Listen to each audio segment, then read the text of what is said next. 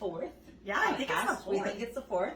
So we are super excited to be back, and thank you for joining us. And today we are going to cover a therapy modality called IFS, which stands for Internal Family Systems. It is one of our favorites. It's like my absolute favorite. So if you ever get a good IFS therapist, that's the way to go. Yeah.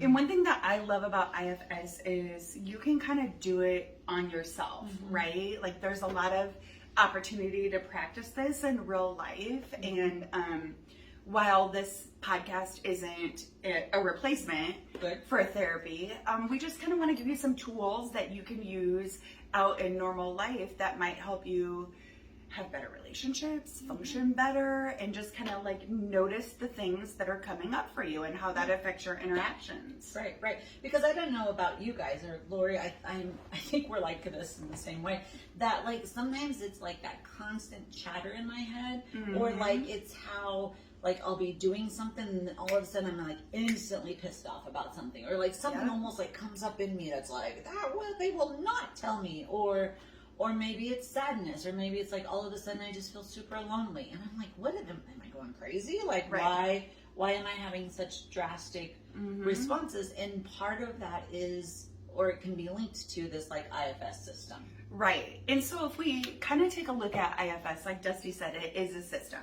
Like any other system, I kind of use the analogy of your vehicle with clients. Your vehicle has many moving parts that all work together to make your vehicle function at its best level. And if those parts overwork or underwork or break, that disrupts the balance and the harmony of the whole system. And then pretty soon you're taking your car into the mechanic. So this podcast is kind of going to address how you can take your psyche to the mechanic and get some of those parts healed and worked on a little bit. Yeah, absolutely. Right, because it just would make sense that everything needs to kind of work in best alignment. Yes. Right?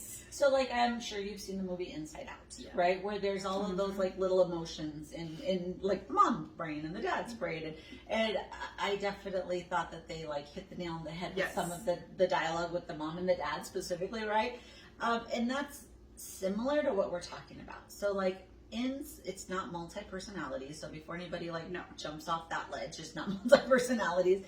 It's just where we have these little ego states inside of our brain that get activated when things happen. So like you might have a part that gets really critical. Like maybe it's the first day you're going back to the gym and you're feeling kind of insecure. There might be an insecure part that's like, oh my gosh, we look really fat, or we shouldn't have gotten a cheeseburger yesterday.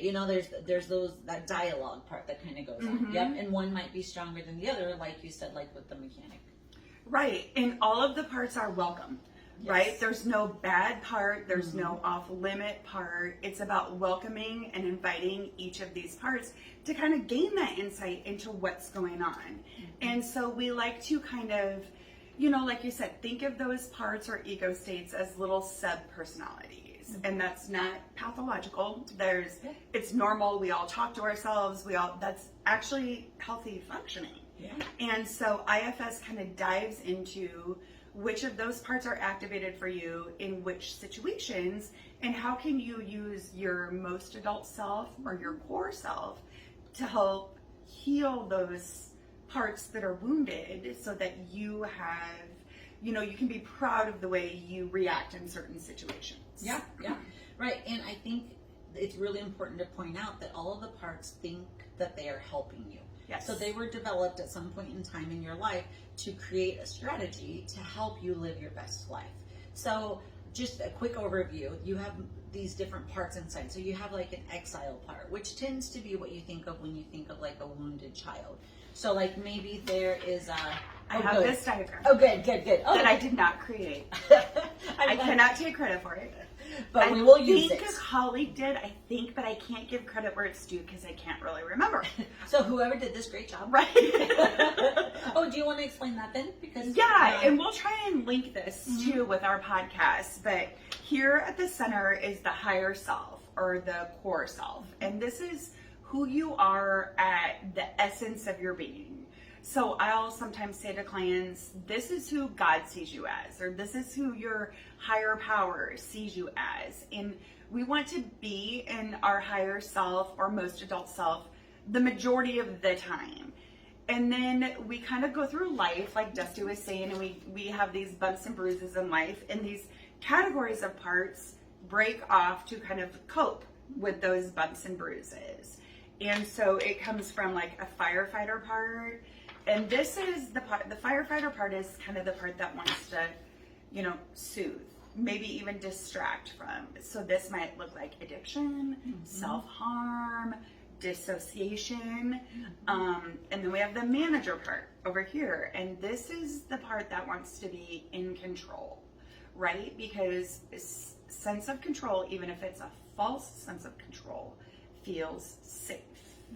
But this comes out in ways that can be maladaptive, like self-critical, judgmental, caretaker in the sense that it's over caretaking for other people. And then this is the part Dusty was referring to, the child part, the exiled child part, or the injured child part. And this is the part that says, I'm not good enough. I need to do better. I need to be better to be worthy of love and connection from people.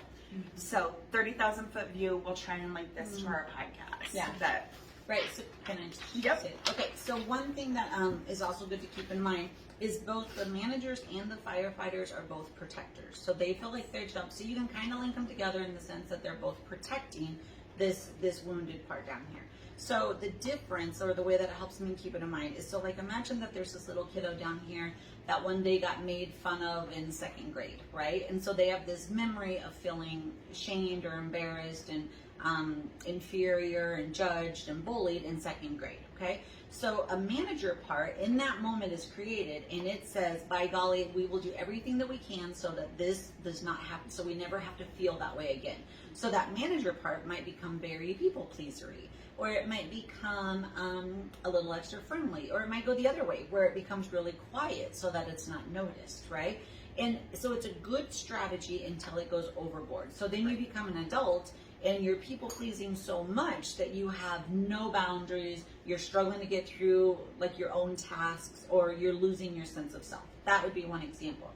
The firefighter is also a protector that says once we've already gone there, so now the manager part didn't save us from still feeling like shame or in fear or whatever. So the firefighter literally wants to put out that fire. So they say, oh crap, we're already there. Little Dusty is feeling shame and embarrassed and she feels out of place. So we are going to create a bigger distraction. Maybe it's checking out. Maybe it's shopping on Amazon. Could be that. For some people it's drinking, you know, like, or you know, like a lot of people say that they, like if they go out with friends, they need a couple drinks to loosen up. You know what I mean? That's a firefighter that keeps them from feeling that shame. yes. So they work well until they don't. Exactly. Right? They're Good way to created put to it. work really well. It eventually it doesn't. Like even the caregiver. Like it makes sense that you have a caregiver part that wants to be caring to other people, caring for yourself. But when that's all that you're doing and you're just constantly caregiving for people, that part gets exhausted and quite frankly usually a little pissed off. Right. Because they're just like, why am I doing all the work and no one else is doing anything and I feel miserable. Right. Good explanation. Yes. Excellent explanation. And, you know, one of the reasons why it's kind of important to work with and acknowledge these parts is, you know, it's about the healing, like you talked about, this part that's maybe over caregiving and then getting pissed off and frustrated with everybody in their life. But it's about relationship, right? Like we want to have a relationship with these parts. Right. Essentially, it's about having a relationship with yourself, and then that flows and trickles into other relationships and goals and all the other aspects of life. Right. Like I think you'd already said, we never get rid of a part, but Right. we just befriend it, right? So like if you think of a part of you that you might not necessarily like maybe there's a really loud, obnoxious part that comes out when you're feeling insecure. Maybe like the normal you says, oh my gosh, I hate that part. That part's so annoying. Like, why does it do it? It's so embarrassing, blah, blah, blah. When you constantly shame or dislike that part, it creates a further gap, and it makes that part, if anything, probably step up more, or another part come in and swoop over it, right? Yes. Whereas we can start to befriend those parts, and we can be like, let me get to know you. Why are you doing this? Oh, it's because I'm feeling insecure. Oh, well, let's address that. Mm-hmm. It makes the system just run a little bit more smoothly. Yes, yes.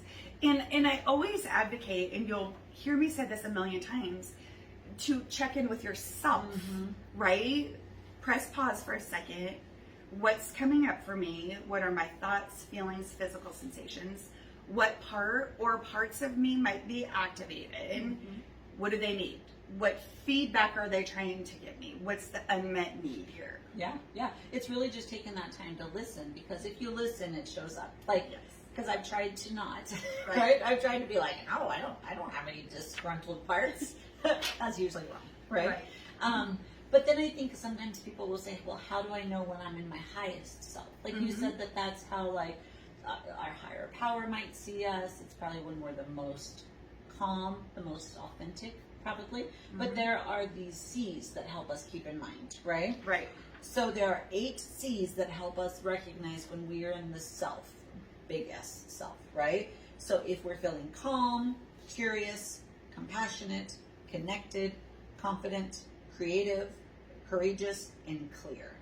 So that's just, it seems like a lot. So don't get too wrapped up in that. You're like, well, Dusty, what if sometimes I feel calm and compassionate, but I don't feel courageous? It's fine, right? Like that's still an essence of yourself. Right. It's not like necessarily a checklist. Right. They all don't need to be present all at the same time. Right. That would be really exciting. It would. But that's it would. not probably going to happen. Right. I don't think it's ever happened for me. No. Me neither. So just keep in mind that you'll experience that if you're doing like an IFS type thing. Do you want to try it a little bit so we can kind of roll through it? Or was there something else you wanted to touch on? No, let's do it. So Dusty and I kind of thought that it might be fun if I play the part of a client here for a few minutes, and then Dusty is the therapist, and we kind of walk through. And again, this is the 30,000 foot view. Right. There's a lot more to it, but we'll kind of walk through a technique or an example of it. Yeah.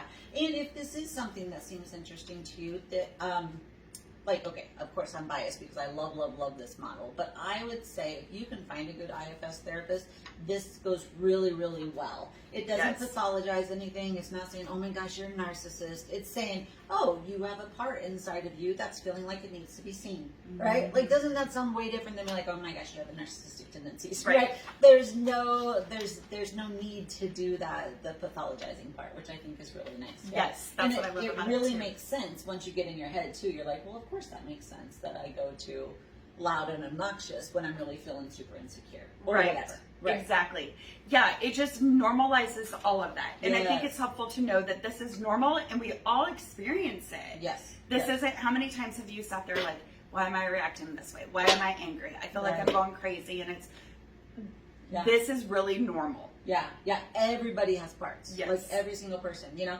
And it's just, this is so great to become aware of what they are so that you're not so caught off guard. You know, so you're not like driving down the interstate, somebody cuts you off and you lose your mind. You might just be like, okay, yep, I'm getting a little, a little irritated there. Right? The world is unsafe or whatever your thing might be. Okay. So we're just going to run through like a little mock thing. So this is, again, just the tip of the iceberg, but to kind of give an idea. Yes. Right? Okay. So the easiest way to start is with a critical part. So even if you're like practicing with a client or on yourself, everybody has a critical part. So it's pretty easy to start with, let's just get to know our critical part. Okay. So just take a moment, check in with your parts, see if you can recognize a part that might tend to be a little bit more critical than others. Okay. Yeah, I have it. Okay. So how do you experience it? Do you see it? Do you feel it? Do you hear it? Is it a mixture of those things? I think it's a mixture of those things. I'm pretty visual, so I definitely have like a vivid visual of what it looks like for me. Okay. Do you want to share that with Yeah. So one thing that I absolutely love to write. Like I love to read and write. If I could make a living just doing that all day, that would be fantastic. I actually really love my job. I love my job. I don't want to give that up. But anyway, I I kind of sometimes can get in this flow when I'm writing where I just, time kind of seems to stand still. I don't feel hungry. Anyway, love to write. So I'm kind of working on a couple of different ideas, and Dusty and I have known each other for a lot of years. And these ideas have been sitting there for probably about 15 years. And I'm kind of like at this stuck point with writing. I kind of feel like I'm almost afraid to be successful with it. So that would be a part. That's a there part. There we go. Yep, yes. That's good to not acknowledge. Okay, yes. Go ahead.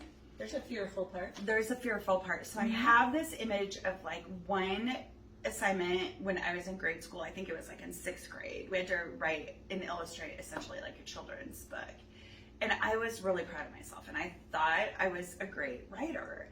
And I kept getting my book back with all kinds of red marks and things like the ending is not complete, rework the ending kind of thing. And I started thinking like, maybe I'm not a very good writer. Okay.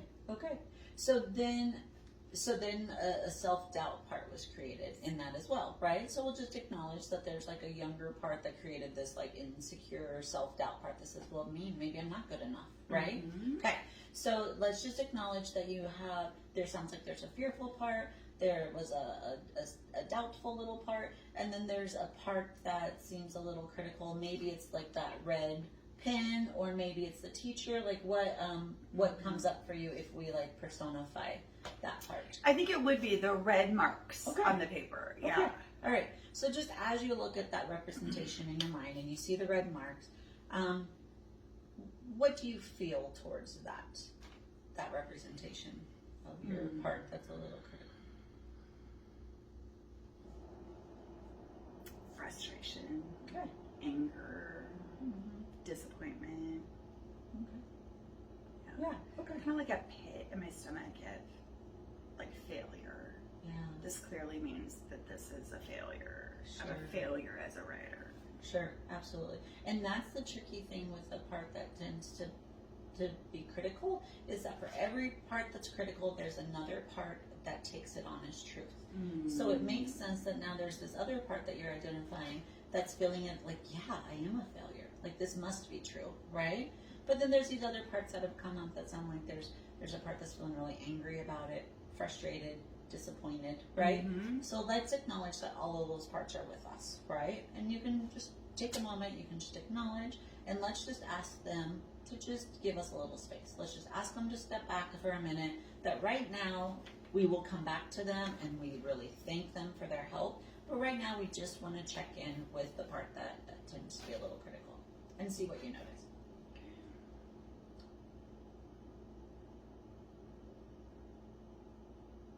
There is definitely a shift. And if I can pause right here for just a second and say this, when I'm working with clients too, I want to stress that the important part is feeling it. Like sometimes with clients, they'll be having emotions and they'll be having reactions, and they feel the need to have these words and be able to explain it. Sure. And I will say, you don't have to have the perfect words. Absolutely. You just have to feel it. That's true. the important part. Right. So And now let's just acknowledge that a therapist part came up. Okay, but this is literally what happens, right? Yes. There's this smart therapist part that says, okay, well, just a minute, let me explain that sometimes I just need to feel, right? Perfectly fine, but we'll just acknowledge that there's a really good little therapist part. Yeah. Okay. Right? So then going back, you said you felt a shift. Yeah. Okay, what does it feel like for you? Is it a softening? Is it a breathing It is space? lighter. It's a like little bit lighter. lightness. Okay. Yeah. Okay. So then we'll just go with that. We're just recognizing that there's a little shift, that as we honor all those other parts and we ask them to fade back a little bit, it allows you to kind of just sit one-on-one with the part that tends to be critical. Okay? So then as you look at that part that tends to be critical, how do you feel towards it? Looking at the check marks or representation, how do you feel towards that? Hurt. So, hurt. Okay. So then acknowledge that there's hurt with it. There's a hurt part that still feels just really hurt by that representation. Okay. And again, let's ask that hurt part for just a little bit more space. Okay. Just ask for it to soften back. It's probably linked to a younger part, right?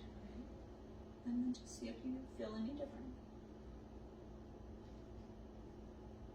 Yeah, I think again, a shift, kind of a lightness. Okay.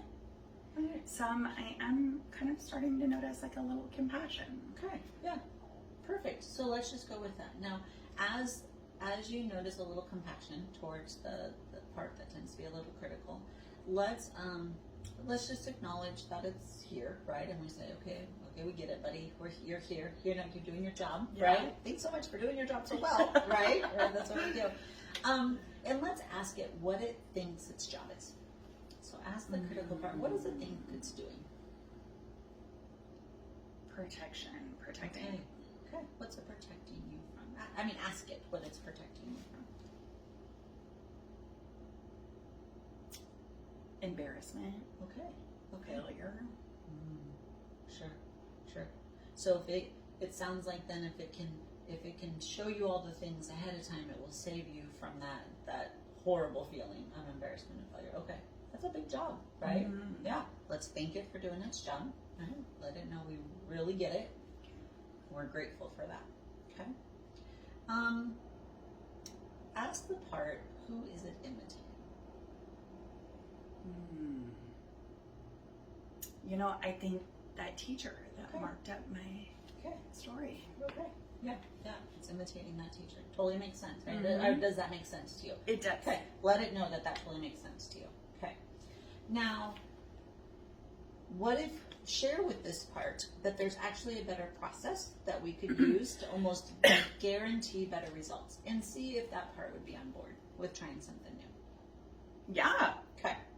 Perfect. So now you share with your part who or what experience or anything in your life has actually been motivating and inspiring to you that has done kind of that same job as that part thinks that it's doing, that has led you to not feeling like a failure or not feeling embarrassment, something that has inspired you or motivated you to write or to do more. I can think of a couple of different authors that come to mind that I just, kind of connect with their style of writing, and they just are really vulnerable in their writing about how they don't think they're the perfect writer. Sure. Okay.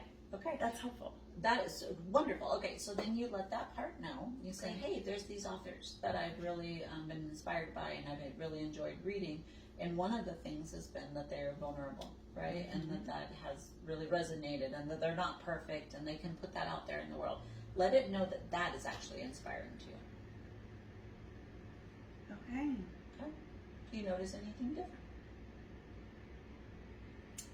Yeah, it kind of seems like that story that was all marked up with red ink is like further away. Okay. Like distance. A little distance. Okay.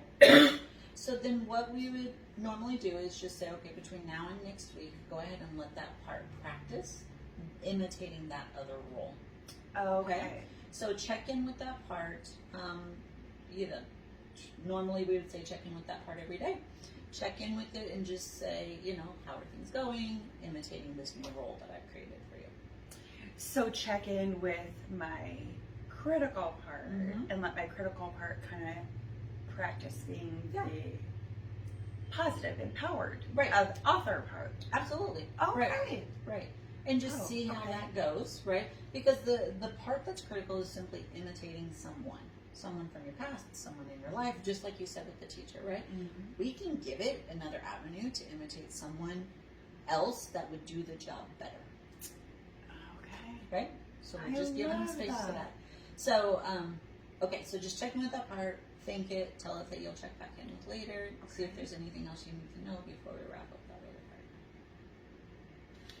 No. I think it feels solid. Okay. So I don't want to just cut it off. So another thing that we could do in that, with the critical part, it's so nice because it's the imitating thing. Another thing that we could have done is asked it, if you could have any job, what job would you want? And I love that too, because I have a really strong, judgy part of myself, which would also be a critical part, right? And so, like, when I ask, like, okay, well, if you could have any job, because usually they don't want the job. They don't want the shitty job of being a nag, right? Usually they say something, like, a lot more, like, inspiring. Like, oh, I would really like to just be your coach. Or I would like to be, like, a camp counselor that would just, like, lead you and guide you, but not, like, scold you all the time, right? Okay. Does that kind of make sense? Ask it what other job it would rather have. Right. Love that. Yeah. I love that. Because they really don't want to be, like, the disliked part. Like, it really thinks it's trying to do good by you, right? Yeah. Wow. Okay. Does that make sense? It does. I feel like I hijacked the whole thing, but no, I'm glad you did. Yeah. I haven't. You mentioned that like part of your IFS training was this. Yes. Was very experiential, Yes. and I can see why that would be tremendously helpful. yes, and it can definitely bring up a lot of my anxious parts though too, right? Well, and even that, they've told us to watch our language, right? Because if I say my anxious part, that means that part's only job is to be anxious. So then I need to retrain my brain to say, like, I have a part that sometimes presents anxious, right? Because that part actually probably doesn't want to be anxious. That part probably really wants to be, like, excited or energetic, right? So then when I open the door that says, okay, this is a part that sometimes presents anxious, then it opens other avenues, right? I know, there's so many layers. Like, I could talk about this honestly. Like, I know we're already at, like, 25 minutes. But, like, I could talk about this for days. Yeah. We could do, like, whole sessions. Like, I would love to do this more. Like, it's so interesting. Yeah. Yes. And before we started, I said to Dusty, like, send me the link for that training. Yeah. I want to do that training. I've had, like, a small nugget of training in this. But you're really doing a deep dive with it. And I love it. Sure. Yeah. Like, one of the examples, so, like, if you're watching this and you're like, oh my gosh, but I couldn't do that, like, everything's just too chaotic in my brain, that is also perfectly normal, right? So, like, one example was, imagine, like, a kindergarten classroom, and let's say there hasn't been a teacher in there for a while because she got called out, right? You can imagine that within that classroom, there are some children fighting, there are some crying in the corner, there's some coloring on the walls, there's some hiding under the tables, there's some sitting quietly doing what they're supposed to do. That essentially can be what's going on inside of you. That can be your internal family system right there. So then if you imagine yourself as the adult, as a teacher coming back in, all of those children are going to rush to you. Teacher, I need your attention, right? Right. This allows you to say, okay, kiddos, I see all of you, and I love all of you, and I appreciate all of you, but nothing is going to get done if we don't do this one at a time. So we need to line up everybody one at a time, which would make sense in a classroom setting. Like, you're going to, okay, Johnny, what do you need? Okay, you need this, go over there. Okay, Susie, what do you need? It's the same thing in our brain, but if we take on too much, it's like a classroom of kindergartners. Anyway. You can't meet anyone's needs if you're trying to meet everyone's needs. Exactly. Right. Yes, I love that analogy of the kindergarten classroom. Yeah. So that's a good reminder. Anyway. Okay. Yeah. Well, thank you for letting me be the client. Yeah. I'm gonna. I'll have to do this all the time. I was gonna say you're now gonna be like a moved up in my list of contacts. That's right. If anybody wants to have another part. That's right. Okay, let's talk to it. Right. Yeah. That'd be so great. So. Yeah. I know we kind of got derailed. Is there anything else that we wanted to talk about? No. Okay. Like, I think you've really done a brilliant job with this. I'm really excited to get more into this myself. Absolutely. And if this is something, or any of our topics are things that any of you would like to see more of, let us know, and we could do additional things. Otherwise, we're just kind of throwing out a couple of, like, it's kind of like the tip of the iceberg topics to get some conversation going, and then we can always delve deeper if there's something. Yes. You know.